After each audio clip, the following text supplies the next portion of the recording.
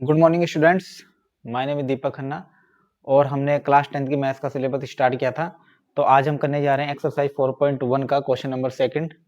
ठीक है, तो आइए देखते हैं। उससे पहले चैनल को लाइक, शेयर और सब्सक्राइब जरूर करें। ठीक है, तो देखते हैं क्या बोला गया। आपको बोला गया निम्न स्थितियों को द्विघात समीकरण के रूप में लिखिए। आपको यहाँ पर इसके 4 पार्ट दे रखे हैं और बोला गया है कि जितनी भी नीचे कंडीशन है उनको सिर्फ आपको द्विघात समीकरण के रूप में लिखना है। लेकिन अगर आपके बोर्ड एग्जाम में ये क्वेश्चन पूछा जाता है तो वहां पर आपको पूरा सोल्व करना होता है। ठीक है, तो समझेंगे क्या बोला गया। एक आयताकार भूखंड का क्षेत्रफल 528 मीटर स्क्वायर है। क्षेत्रफल दे रखा है, एक आयताकार भूखंड है। सबसे पहले आपको आयत के बारे में पता हो। आयत क्या होता है? जिसकी आमने सामने की भुजाएं बराबर होती हैं, प्रत्येक कोण 90 डिग्री होता है और उसका क्षेत्रफल होता है लंबाई गुणा चौड़ाई। क्षेत्र की लंबाई चौड़ाई के दुगुने से एक अधिक है। हमें भूखंड की लंबाई और चौड़ाई ज्ञात करनी है। एग्जाम में ये ऊपर वाली लाइन लिखी हुई नहीं आएगी, ये पूरा ही क्वेश्चन लिखा हुआ आता है, तो वहां पे आपको लंबाई चौड़ाई ज्ञात करनी होती है। तो ये कह रहा है, मान लो कोई एक आयताकार भूखंड है, मैं इस तरह से मान लेता हूं।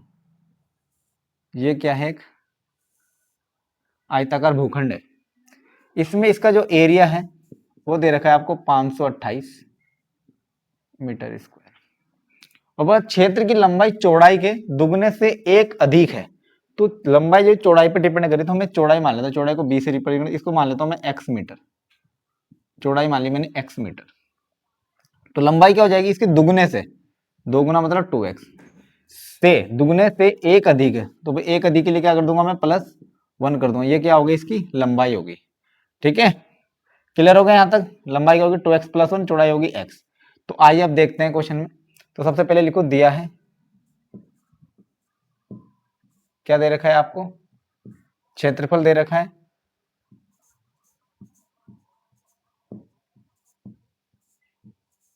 भूखंड का। क्षेत्रफल कितना दे रखा है? 528 मीटर स्क्वायर। क्लियर है?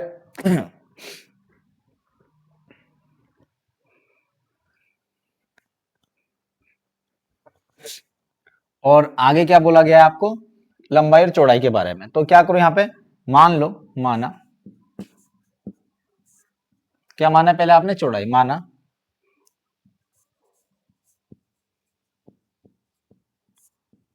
भूखंड की चौड़ाई बराबर x मीटर। तब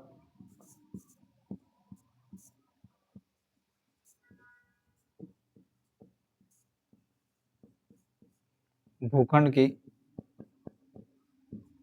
लंबाई बराबर हो जाएगी 2x + 1 मीटर। इतना क्लियर हो गया? अब आज प्रश्नानुसार क्या बोल रखा है? इसका जो क्षेत्रफल है प्रश्नानुसार, यानी कि अकॉर्डिंग टू क्वेश्चन, आपको इसका क्षेत्रफल बोल रखा है। क्षेत्रफल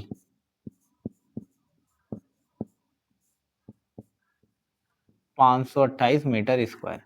तो क्षेत्रफल क्या होता है भाई? आयत का लंबाई गुणा चौड़ाई। तो लंबाई और चौड़ाई की गुणा करा तो ये हो जाएगा x × 2x + 1 = 528। इसके अंदर इंटू करा हो जाएगा 2x स्क्वायर, x अंदर जाएगा, हो जाएगा +x, इधर हो जाएगा 528। ये प्लस का इधर किस में आ जाएगा? माइनस में आ जाएगा। ये हो जाएगा 2x स्क्वायर + x - 528 = 0। आपको यही छोड़ना है और लिख देना है समीकरण 1 भूखंड की लंबाई और चौड़ाई निकालने के लिए कंप्लीट है। ठीक है, तो बुक के अनुसार तो यहीं पे छोड़ना है, लेकिन पेपर में जो आएगा इसके आगे भी करना है। तो कैसे करेंगे आगे? आपको बोला गया, देखो यहाँ पे 2x स्क्वायर + x - 528 = 0। आगे सोल्व कैसे करेंगे? जैसे हम द्विघात बहुपद सोल्व करते हैं बिल्कुल उसी तरीके से। तो इस वाले की मल्टीप्लाई आगे 2 से करानी होती है। एक्स सारे कोएफिशिएंट है, 528 की 2 से कराओगे तो 1056 हो जाएगा, डबल हो जाएगा उसका। ठीक है, और यहाँ का सिंबल देखते, अगर यहाँ माइनस है तो घटा के बीच वाला, प्लस है तो जोड़ के बीच वाला। यहाँ पे तो 1 लिखा है, यहाँ माइनस है, माइनस करके 1 चाहिए और घटा के 1 चाहिए। 1056 के फैक्टर करो, 2 से 5 बार, 56 के 28 बार, ये 52 26 बार, 8 4 बार, 2 से 26 13 बार, 4 2 बार, फिर ये 2 से 2 छिंग 12 बचा 1, हो गया 12, 2 छिंग 12, फिर 2 से ये 33 बार। देख लो, 2 दूनी 4, 4 दूनी 8, 8 दूनी 16, 16 दूनी 32, एक 32 और एक हो गया 33। बड़े वाला पहले लिखो, क्योंकि यहाँ बाहर प्लस है, कोई चेंजेस नहीं आएगा, तो ये आएगा 33x minus 32x minus 528 equal to 0। इन दो का पेयर एक, इन दो का एक, कॉमन ले लो। यहाँ से देखो डिजिट तो कॉमन नहीं आ रही, एक्स कॉमन आ रहा है, तो यहाँ बचेगा आपका 2x प्लस, और यहाँ बचेगा आपका एक्स कॉमन लिया तो 33। दोनों जगह माइनस से माइनस निकाल लो। हमें ध्यान रखना होता है कि यहाँ पे 2x है, तो यहाँ भी 2x बच जाए मेनली। क्या कॉमन लूँ यहाँ से कि यहाँ 2x बच जाए, तो मैं 16 कॉमन ले लेता हूँ, तो यहाँ बच गया 2x। और आपको पता है अगर मैं 16 की 33 में गुणा कराऊंगा तो 528 आता है, या 16 से भाग करा के देख लो इसको, 33 बचेगा अंदर, ठीक है। माइनस कॉमन ले रखा तो प्लस के 33, गुणा करा के देखो, 16 ते 48 का 8, हासिल लगी 4, 16 ते 48 और 4 52, ठीक है। तो 528 में 16 कॉमन आया तो 33 बचता है। अब देखो दोनों ब्रैकेट एक जैसे, कॉमन निकाल लो, ये हो गया 2x प्लस 33, कॉमन आ गया, यहाँ पे बच गया x माइनस 16 इक्वल टू 0। एक बार इसको 0 रखो, एक बार इसको लिखो यहाँ पे, यदि 2x प्लस 33 बराबर 0, तो 2x बराबर माइनस 33। लंबाई और चौड़ाई नेगेटिव नहीं आ सकती, इसलिए इसको यहीं छोड़ देंगे।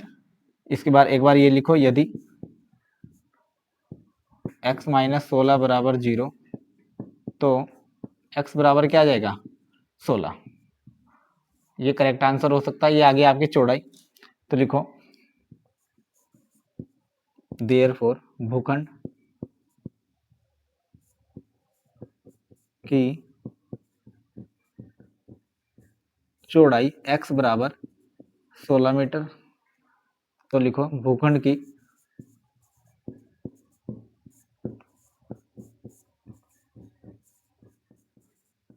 लंबाई बराबर, भूखंड की लंबाई थी 2x प्लस 1, तो 2x प्लस 1 होनी 2 इंटू 16 प्लस 1, तो 16 दूनी 32 प्लस 1, ये आ गई 33 मीटर, ठीक है। तो ये आपका क्या हो गया, फाइनल आंसर हो गया, जो आपके बोर्ड एग्जाम में पूछा जा सकता है। तो इसको देखिए, इसका हम सेकंड पार्ट करते हैं।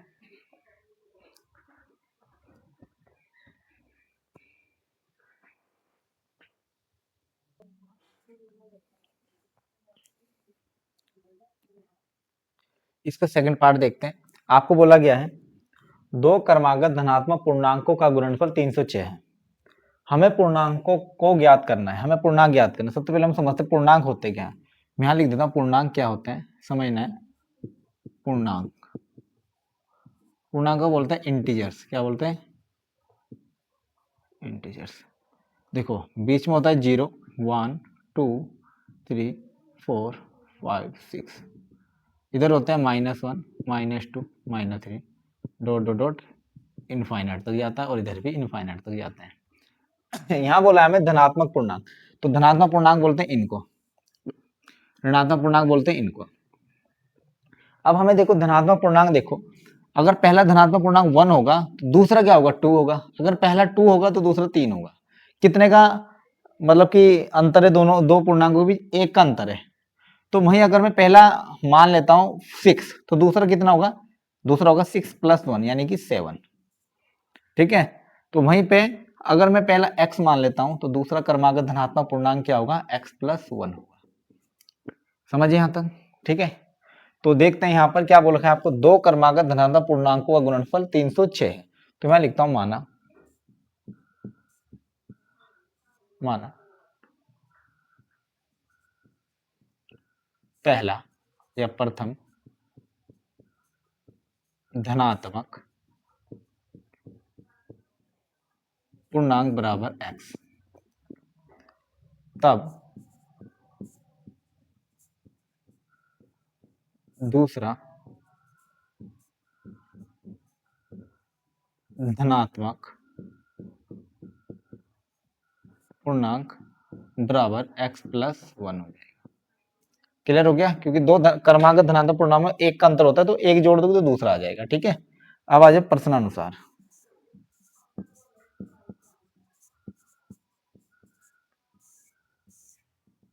इनका गुणनफल दे रखा है, आपको बोला गया गुणनफल जो है इनका, गुणनफल, इनका गुणनफल है भाई 306। गुणनफल का मीनिंग होता है इन दोनों की गुणा करा दो, तो इनकी गुणा करा दो, लिखो x into x plus 1 equal to 306।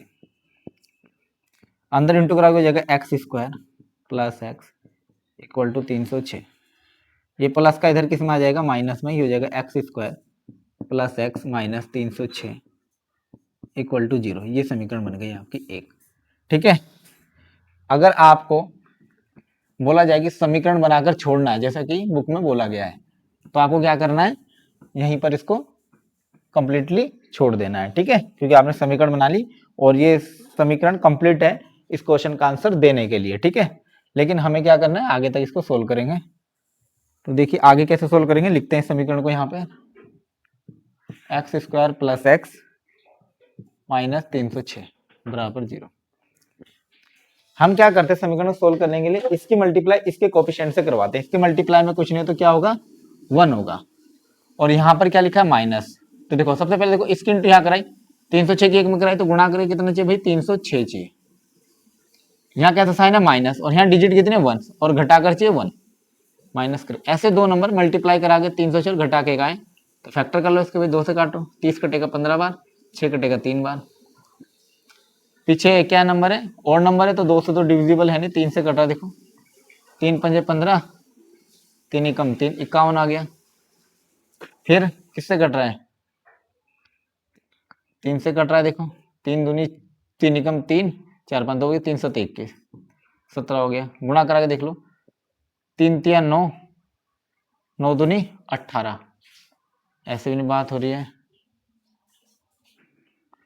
हमें चाहिए घटा के 1, तो बड़ा नंबर आना चाहिए घटा के 1 के लिए। 17 306, 3 से 30 कटा 15 बार, 6 कटा 3 बार, 3 से कटा 3 पंजे 15, 3 एकम 3, 3 से कटा 17 बार, 3 3 9 दूनी 18, 18 और 17, हाँ सही तो है, 18 और 17, 3 3 9 9 दूनी 18, 18 और 17। देखो 18 में से 17 घटाओगे तो एक बच तो रहा है, ठीक है। ठीक है, तो 18 और 17, तो यहाँ लिखेंगे हम एक्स स्क्वायर प्लस, यहाँ प्लस है तो कोई दिक्कत नहीं है, तो इसको लिखो 18x माइनस 17x माइनस 306 बराबर 0। कॉमन ले लो, यहाँ से क्या कॉमन आ रहा है, x, तो यहाँ क्या बचेगा, x प्लस 18। देखो यहाँ भी माइनस, यहाँ माइनस कॉमन ले लो, यहाँ x बचाना तो क्या कॉमन ले लो, 17, तो यहाँ बचेगा x प्लस 306 को मैंने अभी बताया 18 गुना 17 लिखते हैं, तो आपने 17 कॉमन ले लिया तो क्या बचेगा, 18 बचेगा इक्वल 0। दोनों ब्रैकेट एक जैसे, कॉमन निकालो x प्लस 18, तो यहाँ बचेगा x माइनस 17 इक्वल 0। तो एक बार इसको 0 लिखो, एक बार इसको 0 लिखो, पहले मैं इसको लिख देता हूँ, लिखो यदि, इस वाले को लिख देते हैं, x प्लस 18 बराबर 0, तो ये प्लस का 18 उधर गया माइनस में, ये आंसर हो नहीं सकता, क्यों, क्योंकि हमें क्वेश्चन में धनात्मक पूर्णांक बोला गया। दूसरा लिखो यदि x माइनस 17 बराबर 0, तो x बराबर आ गया प्लस के 17, ये आंसर होगा बिल्कुल। तो लिखो, तो देयरफॉर पहला धनात्मक पूर्णांक x बराबर 17। तो लिखो दूसरा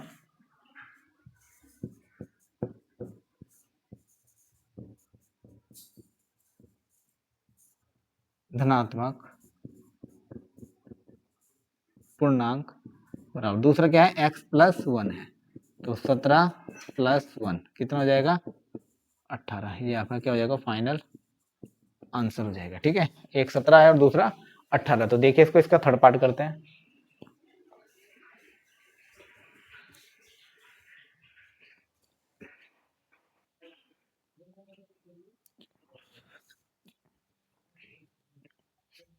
इसका थर्ड पार्ट देखते हैं। आपको बोला गया है रोहन की मां उससे 26 वर्ष बड़ी है, उनकी आयु का गुणनफल अब से 3 वर्ष पश्चात 360 हो जाएगा। हमें रोहन की वर्तमान आयु ज्ञात करनी है, हमें रोहन की वर्तमान आयु ज्ञात करनी है। ठीक है, पूरा क्वेश्चन यहां तक है।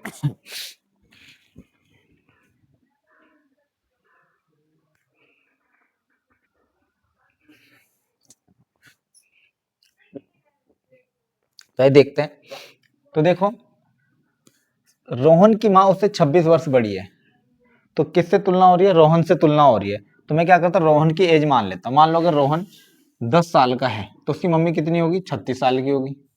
26 साल बड़ी है ना भाई, 10 में ही तो जुड़ा 26, तभी तो 36 आया। अगर रोहन एक्स का होगा तो उसकी मदर कितने की होगी? एक्स प्लस 26 की। तो यहाँ पे वही समझना है, तो लिखना है यहाँ पे माना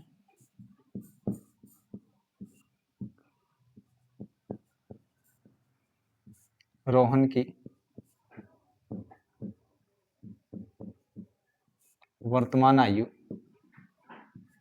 बराबर एक्स वर्ष। रोहन की हमने एक्स वर्ष मान ली, तो लिखो रोहन की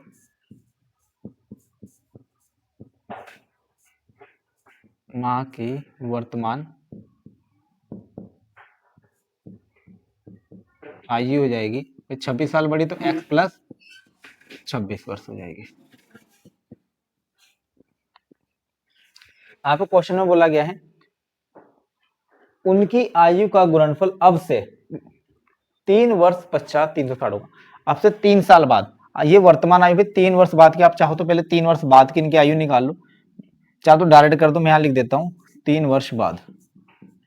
3 वर्ष बाद, 3 वर्ष बाद क्या होगा? तो रोहन की आयु, तो आप चाहो तो पहले ऐसे लिख लो रोहन की आयु। रोहन की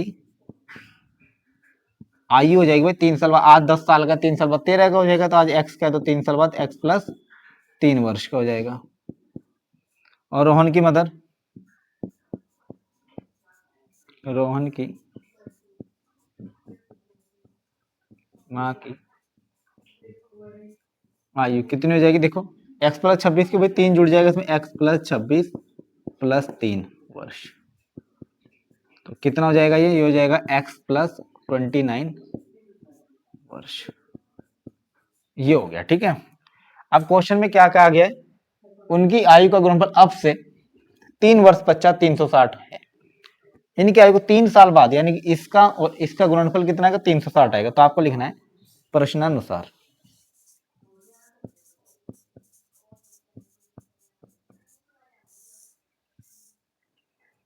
तीन वर्ष पश्चात इनका गुणनफल जो दे रखा है आपको दिया है गुणनफल। गुणनफल कितना दे रखा है? 360। लिख दो, पहले लिखो x प्लस 3 और दूसरा है x प्लस 29 इक्वल टू 360। गुणा कराओ इसकी इससे, ये हो जाएगा एक्स स्क्वायर, मतलब एक्स की 29 से होगा 29x, 3 की x हो जाएगा प्लस 3x, 3 की 29 से 3 हम 27 का 7 हासिल लगी 2, 3 दूनी 6 और 2 8, 87 इक्वल टू 360। इसको अब आगे सोल्व करते हैं। यहाँ पर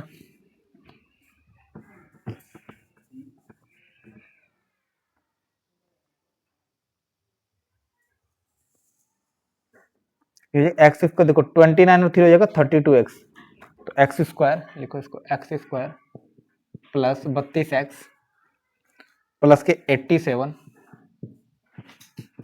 और ये प्लस का 360 इधर किस में आ जाएगा? माइनस में। तो हमारे पास इक्वेशन बनेगी x square plus 32x, plus से माइनस है तो घटेगा, घटा लो 360 में से 87, 10 में से 7 गया 3, यहाँ से 15 में से 8 गया 7, 2 का 2 273, 10 में 7 गया 3, 15 में से 8 गया 7, तो 273।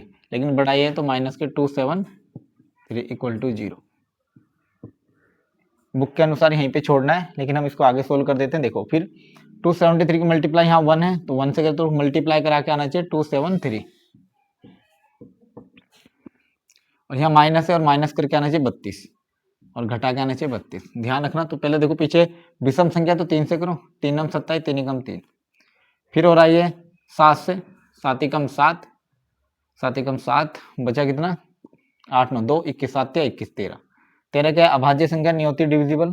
अब देखो आपके पास नंबर आ गया 3 7 13, इनको इस तरह से अरेंज करो कि आपका जो माइनस करके 32 है, देखो 13 × 39 39 और 7, 39 में 7 के 32 और 39 7 का गुणा आता है 273, तो 39,7। तो पहले बड़ा लिखेंगे तो ऐसे लिखो एक्स स्क्वायर, प्लस है तो कोई प्रॉब्लम नहीं है, 39x माइनस, घटा के चाहिए ना, माइनस के 7x माइनस के 273 बराबर 0।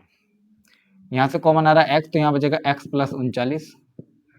यहाँ से क्या करो, x बचाने के लिए तो -7 कॉमन ले लो, यहाँ बचेगा एक माइनस कॉमन ले रखा है तो यहाँ हो जाएगा प्लस, और देखो यहाँ 39 है तो यहाँ डायरेक्ट 39 लिख दो इक्वल 0। कैसे, देखो गुणा करा के देखो, 7 9 63 का 3, हासिल लगी 6, 7 21 और 6 27। ये आप देख लो, 273 को 39 गुणा 7 लिखते हैं तो आपने 7 कॉमन ले लिया तो ये बचेगा। तो देखो ये दोनों ब्रैकेट एक जैसे कॉमन आ गए, x प्लस 39 कॉमन आ गया, तो यहाँ बचेगा x माइनस 7 इक्वल टू 0। एक बार इसको 0 लिखो, यदि x माइनस 7 बराबर 0 तो x बराबर 7, यही करेक्ट आंसर होगा। क्योंकि अगर आप दूसरा देखना चाहोगे तो उसको देखोगे, आप लिखोगे यदि x प्लस 39 बराबर 0 तो x बराबर आ जाएगा माइनस के 39। एज कभी भी नेगेटिव नहीं होती, इसलिए हमारा जो करेक्ट आंसर है वो 7 है। तो आप लिख सकते हो देयरफॉर, हमने रोहन की मानी थी वर्तमान आयु, तो लिखिएगा रोहन की वर्तमान आयु x बराबर 7 वर्ष। अगर उसकी मदर की पूछ लेता वर्तमान आयु तो लिख दो रोहन की माँ की वर्तमान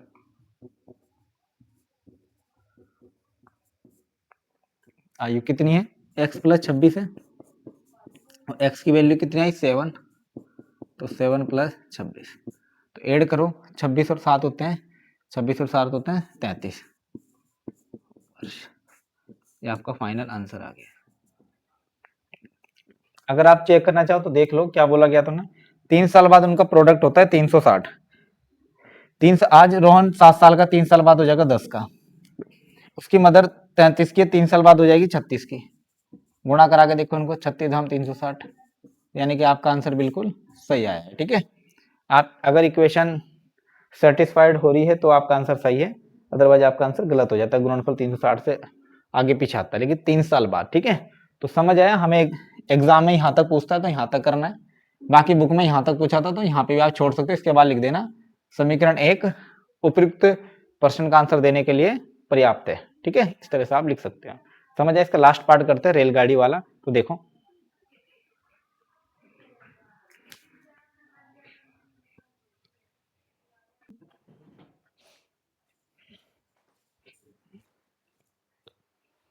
इसका लास्ट क्वेश्चन देखते हैं।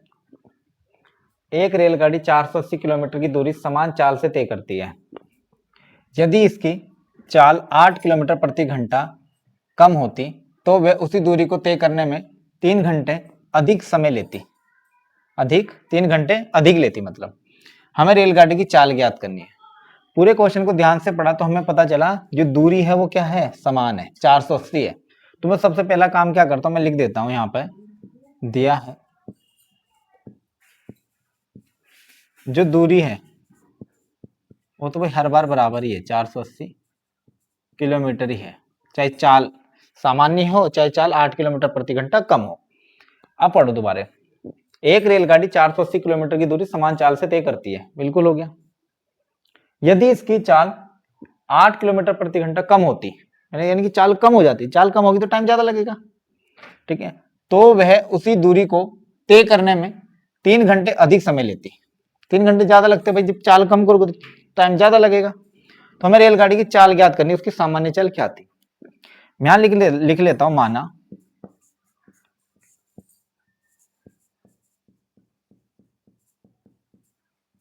रेलगाड़ी की सामान्य चाल बराबर x किलोमीटर प्रति घंटा है। क्लियर हो गया यहां तक, उसकी जो सामान्य चाल है वो है x किलोमीटर प्रति घंटा। तो मैं कह सकता हूं रेलगाड़ी को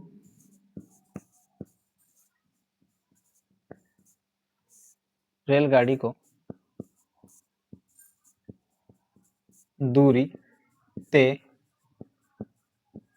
करने में लगा समय, इसको लिख देता हूं मैं t1। तो कितना लगा होगा, यहाँ पे एक फॉर्मूला याद रखना, समय बराबर होता है दूरी बटे चाल। मैंने इसको इसलिए लिखा, आप ऐसे भी लिख सकते हो, दूरी बराबर चाल गुणा समय, चाल बराबर लिखो दूरी बटे समय। कैसे लिख सकते हो, मैंने इस डिजाइन में इसलिए लिखा है ताकि हमारा क्वेश्चन इसी पैटर्न में बने। तो समय चाल, दूरी कितनी है 480, और चाल कितनी है भाई x, तो ये बन गई मेरी फर्स्ट इक्वेशन। क्लियर हो गया। आगे कह रहा है वो, यदि इसकी चाल 8 किलोमीटर प्रति घंटा कम होती, यानी चाल कम होती, तो भाई टाइम 3 घंटे ज्यादा लग रहा था। मैं लिखता हूं 8 किलोमीटर प्रति घंटा कम चाल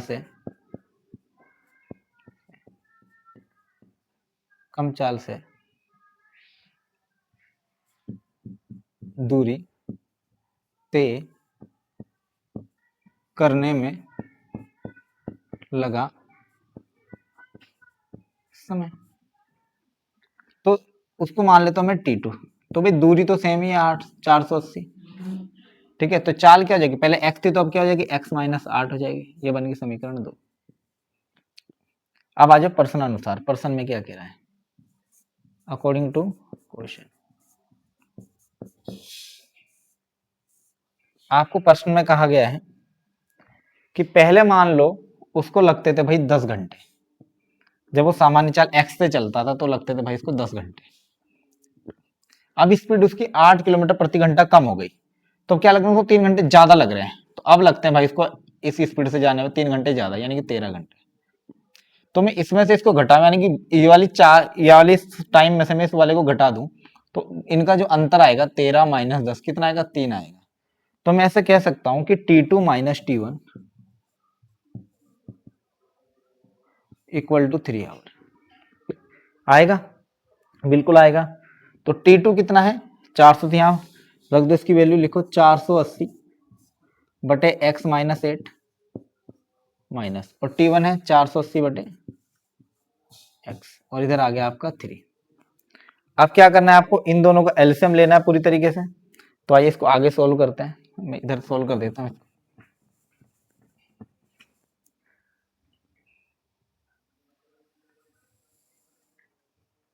तो 480 और सॉरी x माइनस 8 और x का एलसीएम क्या आएगा, नीचे इनकी मल्टीप्लाई करा देता हूं, x माइनस 8 एलसीएम लो, इससे कट गया तो x की इंटू इधर 480x, ये हो जाएगा 480x माइनस इसकी मल्टीप्लाई इधर हो जाएगी 480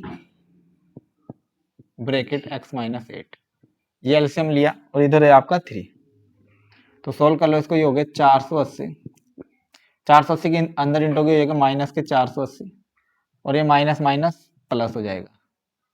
इसके अंदर इंटू कराओगे तो 0 का 0, 8 अट्ठे 64 का 4, हासिल लगी 6, 8 चौक 32 और 6 38, और इधर ये डिवाइड में इधर मल्टीप्लाई में हो जाएगा, ये हो जाएगा 3x ब्रैकेट x माइनस 8।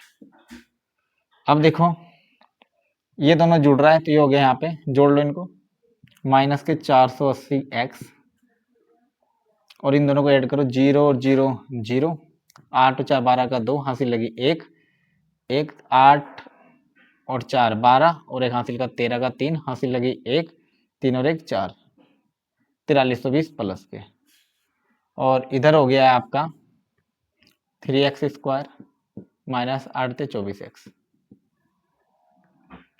तो इसको मैं इस वाले को उधर ले जाता क्योंकि x वाली टर्म कभी नेगेटिव नहीं होती। तो ये हो गया आपका 3x स्क्वायर माइनस 24x, ये उधर गया प्लस के 480x, और ये माइनस में क्या, माइनस के 4320 इक्वल में आ गया आपका 0। तो देखो ये हो गया आपका 3x स्क्वायर माइनस 24x, और ये 480x, ये घट जाएगा इसमें से, 480 में से 24 गया, घटाओ 480 में से 24, 10 में 4 गया 6, 7 में 2 गया 5, 4 गया 456, 4 5 6, ठीक है। लेकिन बड़ा ये है तो प्लस का बचेगा, और माइनस के 4320 इक्वल टू 0। और देखो 3 से डिवाइड हो रहा है ये, और ये भी 3 कम 3, 3 पे 3 6, ये 42 1 12, ये पूरा 3 से डिवाइड हो रहा है, तो 3 से भाग कर दो, ये हो जाएगा x स्क्वायर प्लस 3 से करो 3 एकम 3 बचा 1 एक्स भी है बचा 1 हो गया 15 3 पंजे 15 3 पंजे 15 और 3 दूनी 6 152x माइनस और ये भी 3 से डिवाइड हो रहा है 3 एकम 3 बचा 1 हो गया 13 3 चौक 12 बचा 1 हो गया 12 3 चौक 12। ये आपकी इक्वेशन आ गई एक्स स्क्वायर प्लस 132। ये कहीं पे गलत हो गया, कहाँ पे गलत हुआ ये? ठीक है, एक सेकंड देखते हैं।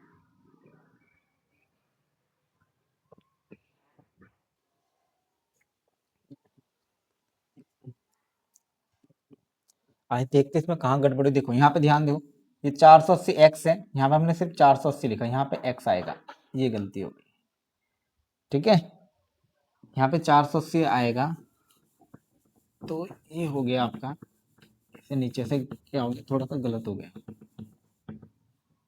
तो देखो ये प्लस का है माइनस का कैंसिल आउट हो गया, ये प्लस वाली डिजिट उधर जाएगी माइनस में, जो हो जाएगा आपका 3x स्क्वायर उधर माइनस 3 अठे 24 24x और ये प्लस का गया उधर माइनस में 3840 इक्वल टू 0। 3 से डिवाइड हो रहा है, ये हो गया एक्स स्क्वायर 3 अठे 24 माइनस 3 एकम 3 3 दूनी 6 7 8 2 बचे हो गए 24 3 अठे 24 इक्वल टू 0। ये बन गई आपकी इक्वेशन, यहाँ छोड़। अब अगर आप आगे सोल्व करते हैं तो देखो गुणा करके आना चाहिए 1280 क्योंकि यहाँ पे 1 है और घटा के आना चाहिए 8। तो 1280 के अगर आप फैक्टर करो, 2 से काटा 2 छिंग 12 और ये कटेगा 40 बार, फिर 2 से काटा ये कटेगा 32 बार, फिर 2 से काट के देखो ये कटेगा 16 बार 160, फिर 2 से काटा ये 80 बार, फिर 2 से काटा 40 बार, गुणा करा 2 दूनी 4 4 दूनी 8 8 दूनी 16 16 दूनी 32 40 और 32, 40 में से 32 के तो बच गए 8। तो कैसे लिखेंगे, लिखेंगे एक्स स्क्वायर माइनस 8x को लिख सकता हूँ मैं माइनस के 40x प्लस के 32x, माइनस 40 में से प्लस के 32 के तो माइनस के 8x बच गए, माइनस के 1280 इक्वल टू 0। यहाँ से x कॉमन आ गया तो यहाँ बच गया x माइनस के 40, यहाँ से प्लस के 32 कॉमन ले लो, यहाँ भी बचेगा x माइनस के 40। क्यों, 1280 का मीनिंग है 40 गुणा 32। तो देखो x माइनस 40 कॉमन आ गया तो यहाँ बच गया x प्लस 32 इक्वल में 0। एक बार इसको 0 लिखो, यदि x प्लस 32 बराबर 0 तो x बराबर आ गया माइनस के 32। ये तो नहीं होगा, ठीक है, इसको छोड़ देंगे हम, इस वाले को लेंगे। यदि x माइनस 40 बराबर 0 तो x बराबर क्या आ जाएगा हमारा 40, तो ये हमारा क्या हो जाएगा, करेक्ट आंसर हो जाएगा। ठीक है, तो लिख देना रेलगाड़ी की सामान्य चाल